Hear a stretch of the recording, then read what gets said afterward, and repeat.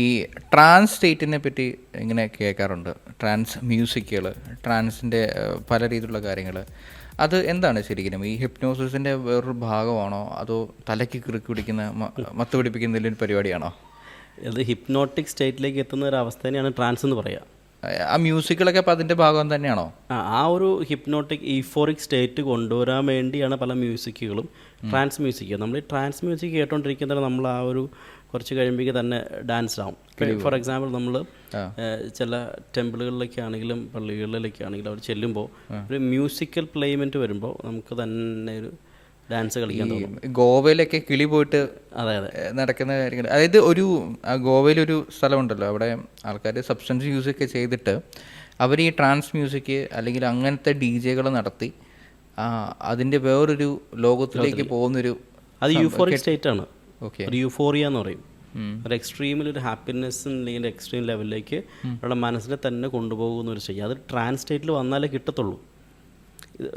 ശരിക്കും നമ്മൾ ഹിപ്നോസിസിൽ ശരിക്കും വ്യക്തികളെ കൊണ്ടുപോകുന്ന ട്രാൻസ് എന്ന് പറയുന്ന ഒരു അവസ്ഥയിലാണ്. അപ്പോൾ അതിനെ നമ്മൾ മോഡേണൈസ് ചെയ്യുമ്പോഴേക്കും രണ്ട് രീതിയിൽ ഇതിനെ പറയാം. ഒന്ന് സ്റ്റേറ്റ് മോഡൽ, രണ്ടാമത്തത് നോൺ സ്റ്റേറ്റ് മോഡൽ എന്ന് പറയും. ഇപ്പോൾ സ്റ്റേറ്റ് മോഡൽ എന്ന് പറയുന്നതാണ് പ്യൂർലി ഈ ഒരു ട്രാൻസ് സ്റ്റേറ്റ്, അല്ലെങ്കിൽ ആ ഒരു റിലാക്സ്ഡ് പതുക്കെ ഡാൻസൊക്കെ തുള്ളി പതുക്കെ ഒരു ഹാലോസിനേറ്റീവ് ഫീൽ കിട്ടും. അതിനെ സൊംനാംബുലിസ്റ്റിക് സ്റ്റേജ് എന്ന് പറയും.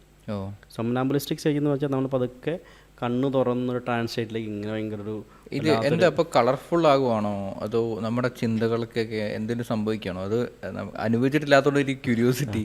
ട്രാൻസ് സ്റ്റേറ്റിലേക്ക് പോകുമ്പോൾ നമ്മുടെ മനസ്സ് ഷാർപ്പാവും ഫസ്റ്റ് ഓഫ് ഓൾ. പിന്നെ നമ്മൾ ചില കാര്യങ്ങൾ കേൾക്കുകയും ഇത് ഹൈലി ഓഡിബിൾ ആയിരിക്കും, ഹൈപ്പർ സെൻസിറ്റീവ് ആയിരിക്കും ടു ദ എൻവയോൺമെൻറ്റ്. നമ്മുടെ സാഹചര്യങ്ങളോട് ഭയങ്കര ഹൈപ്പർ സെൻസിറ്റീവ് ആയിരിക്കും, പെട്ടെന്ന് റിസെപ്റ്റീവാണ്. പുറത്തുനിന്ന് എന്ത് ശബ്ദം കേട്ടാലോ ആരെന്ത് പറഞ്ഞാലോ റിസീവ് ചെയ്യാനുള്ളൊരു കപ്പാസിറ്റി ട്രാൻസ് സ്റ്റേറ്റിൽ കൂടുതലാണ്. ട്രാൻസ് സ്റ്റേറ്റിൽ നിന്ന് പുറത്തേക്ക് ഇറങ്ങി കഴിയുമ്പോഴേക്കും ആ വ്യക്തിയുടെ മനസ്സിലുള്ള കട്ടി അല്ലെങ്കിൽ കാഠിന്യം അല്ലെങ്കിൽ ഒരു ചിലർക്ക് ഇവിടെ പ്രഷർ ഉണ്ടെന്നൊക്കെ പറയത്തില്ലേ, ഭയങ്കര പിടുത്തം പോലെ, അതൊക്കെ എങ്കിലും ഉണ്ടാവും. കാരണം കംപ്ലീറ്റ്ലി റിലാക്സ്. അത് തെറാപ്പി സൈഡിലോട്ട് വരും, തെറാപ്പിസ്റ്റിലേക്കും. അത് ട്രാൻസ്ലേറ്റ് ചെന്നാൽ ഇവർ ഈ പാട്ട് നമ്മളിപ്പോൾ ഒരു ഡി ജെ സെൻറ്ററിൽ പോകുക അല്ലെങ്കിൽ ഒരു പബ്ബിലൊക്കെ പോയി പാട്ടൊക്കെ കഴിഞ്ഞ് തിരിച്ചു വന്നു കഴിയുമ്പോൾ ഭയങ്കര റിലാക്സ്ഡ് ആയില്ലേ, ഹോ എന്നൊരു ഫീൽ കിട്ടത്തില്ലേ. നമ്മൾ സ്ട്രെസ്സിനെ റിലീസ് ചെയ്യാൻ വേണ്ടിയിട്ട് ഉപയോഗിക്കാം. അത് മ്യൂസിക് അങ്ങനെ ചില മ്യൂസിക്കുകൾ അങ്ങനെ ഉപയോഗിക്കുന്നവരുണ്ട്. പക്ഷേ അത് നെഗറ്റീവ് ഓടുകൂടി ചെയ്യുന്ന മ്യൂസിക്കും ഉണ്ട് ട്രാൻസായിട്ട്. അപ്പോൾ അത് നമുക്ക് നെഗറ്റീവ് ഇമോഷൻസ് കയറാം. പിന്നെ ഈ നോൺ സ്റ്റേറ്റ് മോഡൽ എന്ന് പറയുന്നതാണ് പ്യൂർലി ഈ കോഗ്നിറ്റീവ് ബിഹേവിയർ തെറാപ്പിയിൽ ഉപയോഗിക്കുന്ന ടെക്നിക്ക്. എന്ന് വെച്ചാൽ നമ്മളത് ഉറക്കമല്ല, അബോധാവസ്ഥയല്ല, ഒരു ലൈറ്റ് ഒരു ഹിപ്നോട്ടിക് സ്റ്റേറ്റിലേക്ക് പോയിട്ട് അവരുടെ ഉപബോധ മനസ്സിലേക്ക് നമ്മൾ കൺവിൻസിങ് ആയിട്ടുള്ള കാര്യങ്ങൾ പറഞ്ഞ് മനസ്സിലാക്കി ആ വ്യക്തികൾ തന്നെ അതിനെ അഡ്രസ്സ് ചെയ്ത് ഹീൽ ചെയ്യുന്നൊരു പ്രോസസ്സാണ് നോൺ സ്റ്റേറ്റ് മോഡൽ. ഇപ്പോൾ രണ്ട് ഉണ്ട്, ഒന്ന് സ്റ്റേറ്റ് മോഡലും നോൺ സ്റ്റേറ്റ് മോഡലും. ഇതിന് രണ്ടിനും ആദ്യത്തെ സ്റ്റേറ്റ് മോഡലിന് പറയുന്ന പേരാണ് ട്രാൻസ് സ്റ്റേറ്റ് എന്ന് പറയുന്നത്. ഓക്കെ, അതാണ് അതിൻ്റെ ഡിഫറൻസസ്. ഈ നമ്മൾ ഈ ഒരു ഹിപ്നോട്ടിസ്റ്റിൻ്റെ ഒക്കെ റൂമുകളിലൊക്കെ ചെല്ലുമ്പോൾ ഇങ്ങനെ കറങ്ങി ഒരു പ്രത്യേകത എന്താ സ്പൈറൽ പോലത്തെ ഒരു സംഭവം കാണത്തില്ലേ? അത് പണ്ടത്തെ ഒരു ഇല്യൂഷൻ ക്രിയേറ്റ് ചെയ്യുന്ന സംഭവമാണ്. ഇതുമായിട്ട് എന്തെങ്കിലും ബന്ധമുണ്ടോ? ഹിപ്നോട്ടിക് ഇല്യൂഷനാണ്. അത് നമ്മൾ യൂട്യൂബിലൊക്കെ കുട്ടികൾ ഇങ്ങനത്തെ വീഡിയോസ് കണ്ടിട്ട് ആ ഒരു സ്റ്റേജിലോട്ട് ആയിപ്പോയെന്നോ അല്ലെങ്കിൽ ആ സ്റ്റേറ്റിലോട്ട് ആയിപ്പോയെന്നോ പറഞ്ഞ് കേട്ടിട്ടുണ്ട്. ആയിപ്പോകും, സ്വാഭാവികമാണ്. നമ്മളിപ്പോൾ കുറച്ച് നേരം ഒരു പെർട്ടിക്കുലർ പോയിന്റിലേക്ക് ഇങ്ങനെ നോക്കിക്കൊണ്ടിരുന്നു കഴിഞ്ഞാൽ തന്നെ നമ്മുടെ ശ്രദ്ധ അതിലേക്കാവും. അപ്പോൾ ചുറ്റുപാട് നടക്കുന്ന കാര്യങ്ങളൊക്കെ കട്ടാവും. പിന്നെ തിരിച്ച് സ്വയം വരും. ആ കുറച്ച് നേരം ആ ഒരു അവസ്ഥയിലേക്ക് പോകുന്ന ഒരു ഇതിനെയാണ് നമ്മൾ ട്രാൻസ് സ്റ്റേറ്റ് എന്ന് പറയുന്നത്. അപ്പോൾ ഇത് ഹിപ്നോതെറാപ്പിയിലേക്ക് ഉപയോഗിക്കുമ്പോൾ ഈ ഒരു നമ്മൾ താൽക്കാലികമായിട്ട് കുറച്ച് നേരം കിട്ടുന്ന സാധനം നമ്മൾ മണിക്കൂറോളം നീട്ടിക്കൊണ്ടുപോകും. ഓക്കെ, അതിങ്ങനെ അപ്പോൾ അവിടെ ഹീലിംഗ് അല്ലെങ്കിൽ തെറാപ്യൂട്ടിക്കൽ ഹീലിംഗ് അവിടെ നടത്താൻ നമുക്ക് പറ്റും. അതാണ് ഹിപ്നോതെറാപ്പിയിൽ ഉപയോഗിക്കുന്ന ട്രാൻസ് സ്റ്റേറ്റ് അല്ലെങ്കിൽ നോൺ സ്റ്റേറ്റ് മോഡൽ എന്ന് പറയുന്ന സംഭവം. നമ്മളിപ്പോൾ ഒരു സംഭവം കണ്ടിട്ട് നമ്മൾ ഹന്യൻ സിനിമയിൽ കണ്ടിട്ടുണ്ടല്ലോ, അതിലേക്ക് നോക്കും തോറും ഇങ്ങനെ സ്പൈറലാണ്, അല്ലെങ്കിൽ ഇങ്ങനെ പെൻഡുലം വെച്ചിട്ട് ചെയ്യാം. അത് പ്രോഗ്രസീവ് ഹിപ്നോസിസ് എന്ന് പറയുന്ന ഹിപ്നോസിസിൻ്റെ ഒരു ടൂളിൽ ഉപയോഗിക്കുന്ന സാധനം. ഇപ്പോഴും അത് ആ സിസ്റ്റംസ് ഉപയോഗിക്കാറുണ്ടോ? അതൊരു കൺവെൻഷണൽ ശൈലിയാണ്, പഴയതാണ് അതെല്ലാം. ഓക്കെ, ഇപ്പോൾ നിങ്ങൾക്ക് ഇപ്പോൾ ഒരാളെ ഹിപ്നോട്ടൈസ് ചെയ്യണമെന്നുണ്ടെങ്കിൽ വെറും സജഷൻസ് മാത്രമാണ് യൂസ് ചെയ്യാറ്? സാധാരണ ഇപ്പോൾ എൻ്റെ അടുത്ത് തെറാപ്പിക്ക് വരുന്നുള്ള ഒരു സംസാരം കഴിയുമ്പോൾ തന്നെ അവർ പറയും ഞാൻ ഓക്കെ എന്ന് പറയും. കാരണം കോൺവെർസേഷണൽ ഹിപ്നോസിസ് എന്ന് പറയുന്ന ടെക്നിക്ക് അവിടെ ഉപയോഗിക്കും. അപ്പോൾ അവർ സംസാരിച്ച് കഴിയുമ്പോൾ അത് കഴിയുമ്പോഴേക്കും അവർ ഓക്കെ ആവും. സാധാരണ എല്ലായിടത്തും ഒരു കൗൺസിലിങ്ങിലൊക്കെ ചെല്ലുമ്പോൾ പൊതുവേ അവർക്ക് സംസാരിക്കാനുള്ള ഓപ്ഷൻ ഉണ്ടാകാൻ സാധ്യത കുറവാണ്. ലിമിറ്റഡ് ടൈമല്ലേ ഉള്ളൂ. ഇപ്പോൾ ഹിപ്നോതെറാപ്പിയിൽ വരുമ്പോൾ അവർ ചിലപ്പോൾ 2 മണിക്കൂറോ 3 മണിക്കൂറൊക്കെ ഇരുന്ന് സംസാരിക്കും. അവരുടെ പ്രശ്നം മുഴുവനും പറഞ്ഞങ്ങ് തീർത്ത് കഴിയുമ്പോൾ when they elicit the problem, അതായത് ഒന്ന് പുറത്തേക്ക് എടുത്ത് കളയുമ്പോൾ അവർ ഓക്കെ ആവും. പിന്നെ നമുക്ക് പതുക്കെ ഹീൽ ചെയ്യാൻ എളുപ്പമാണ്. അപ്പോൾ തെറാപ്പിയുടെ പ്രത്യേകത അതാണ്. അപ്പോൾ അത് കോൺവെർസേഷണൽ ഹിപ്നോസിസിലേക്ക് വരുമ്പോൾ അത് കുറച്ചുകൂടെ എഫക്റ്റീവായിട്ട് നമുക്ക് പോസിറ്റീവ് സജഷൻസ് അവരുടെ സംസാരത്തിൻ്റെ ഇടയ്ക്ക് തന്നെ നമുക്ക് ഫില്ല് ചെയ്യാൻ പറ്റും. ഓക്കെ. അതായത് അതിന് ട്രാൻസ് വേർഡ്സുകളുണ്ട്. ചില ട്രാൻസ് വേർഡുകൾ കൊടുക്കുമ്പോൾ അത് സ്പെസിഫിക്കലി ആ ഇഷ്യൂവിനെ ബേസ്ഡുള്ള സംഭവമായിരിക്കും. അത് പെട്ടെന്ന് ഷാർപ്പായിട്ട് കിട്ടും. അത് ഇത് ഹിപ്നോസ് പഠിക്കുമ്പോൾ അറിയാം. നമ്മളൊരു ആ സ്റ്റേറ്റ് പഠിച്ചു കഴിഞ്ഞാൽ നമുക്ക് വ്യക്തമായിട്ട് എങ്ങനെ കൊടുക്കണം, ഏത് ടൈമിൽ കൊടുത്തു കഴിഞ്ഞാലാണ് ആ വ്യക്തിക്ക് അത് എഫക്റ്റ് ആവുക എന്ന് പറയും. ഇപ്പോൾ ജോയോട് സംസാരിച്ചുകൊണ്ടിരിക്കുകയാണെങ്കിൽ ജോ പ്രശ്നമുണ്ട് പറയുന്നതിൻ്റെ ഇടയ്ക്കായിരിക്കാം ജോ പറയുന്നത് യു മസ്റ്റ് യൂസ് ഇറ്റ് എന്ന് പറഞ്ഞാൽ ആ സംഭവം കയറി ലോക്കാവും. മസ്റ്റ് എന്ന് പറയുന്നത് ട്രാൻസ് വേർഡാണ്. ഓക്കെ. എക്സാമ്പിൾ പറഞ്ഞ കേട്ടോ. ഇതേപോലെ പല പല ട്രാൻസ് വേർഡുകളുണ്ട്. ഓക്കെ. അപ്പോൾ ഇതാണ് സ്റ്റേറ്റ് ആൻഡ് നോൺ സ്റ്റേറ്റ് മോഡലിൻ്റെ ഡിഫറൻസസ്. ഗോവയിലെ സിസ്റ്റം, അതായത് ഗോവയിൽ സബ്സ്റ്റൻസ് യൂസ് ചെയ്ത് കഞ്ചാവ് അല്ലെങ്കിൽ മാജിക് മഷ്റൂം തുടങ്ങിയിട്ടുള്ള ഒരുപാട് കാര്യങ്ങൾ യൂസ് ചെയ്തിട്ട് ഇതേ സെയിം സംഭവം തന്നെ അവർ ചെയ്യാറുണ്ട്. അവർ റിലാക്സ് ആകാൻ വേണ്ടി ചെയ്യുന്നതാണ്. ചിലരൊക്കെ അതിൻ്റെ അഡിക്റ്റ് ആയിട്ട് പോകുന്നുണ്ട്. ചിലർക്ക് പലരും പറഞ്ഞത് കേട്ടിട്ട് അവിടെ പോയിട്ട് അത് എക്സ്പീരിയൻസ് ചെയ്യണമെന്ന് പറയുന്ന ആളുകളുമുണ്ട്. പക്ഷേ ആക്ച്വലി ഈ തരത്തിലുള്ള ട്രാൻസ് സ്റ്റേജുകൾ, പക്ഷേ ഈ തരത്തിലുള്ള ട്രാൻസ് സ്റ്റേറ്റുകൾ അവർ ക്രിയേറ്റ് ചെയ്യുമ്പം അവർക്ക് മാനസികമായിട്ട് പിന്നെ എന്തെങ്കിലും പ്രശ്നം ഉണ്ടാവില്ലേ, അതോ റിലാക്സേഷൻ മാത്രമാണ് സംഭവിക്കുന്നത്? ഉറപ്പായിട്ടും പ്രശ്നം ഉണ്ടാവും. ഇത് കെമിക്കലി ബോണ്ട് ട്രാൻസ് ആണ്.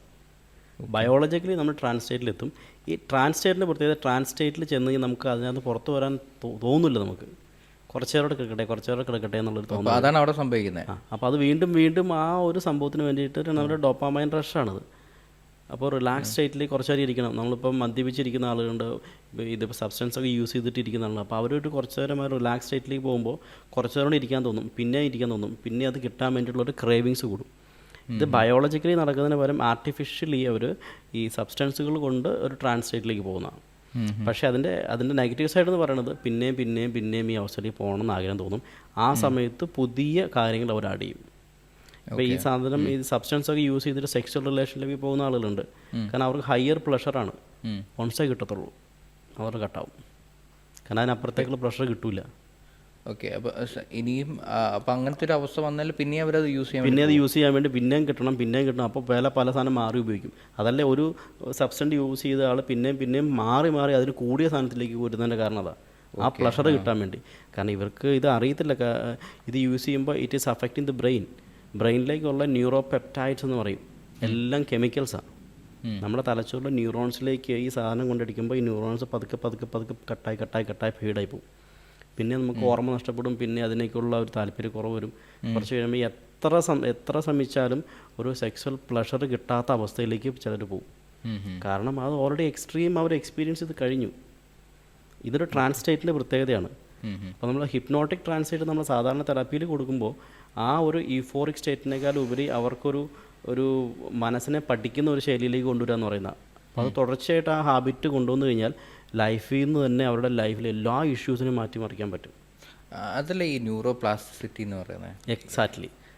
Neuroticism and neuro plasticity.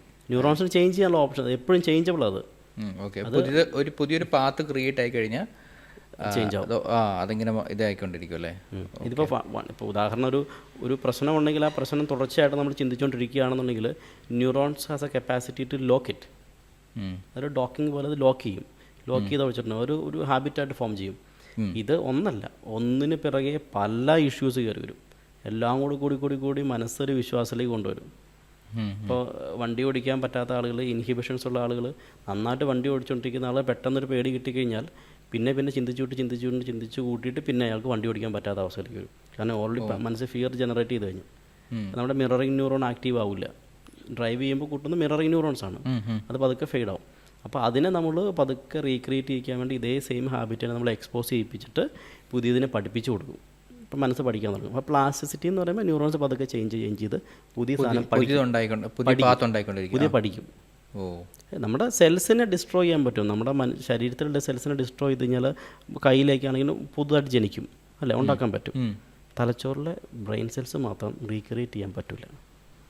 അതാണ് ഈ സബ്സ്റ്റൻസ് യൂസ് ചെയ്യുന്നവർക്ക് പറയാനുള്ള ഏറ്റവും നല്ലൊരു ഉപദേശം എന്ന് പറയുന്നത്, ഉപയോഗിച്ചാൽ നമ്മുടെ ബ്രെയിൻ സെൽസ് പോയി കനോട്ട് ബി റീക്രിയേറ്റഡ്. റിജുവനേഷൻ ഇല്ല. അപ്പോൾ ട്രാൻസ്ലേറ്റ് കിട്ടാൻ വേണ്ടി ചെയ്യുന്ന പരിപാടി ഞാൻ പറഞ്ഞത്. It's all connected.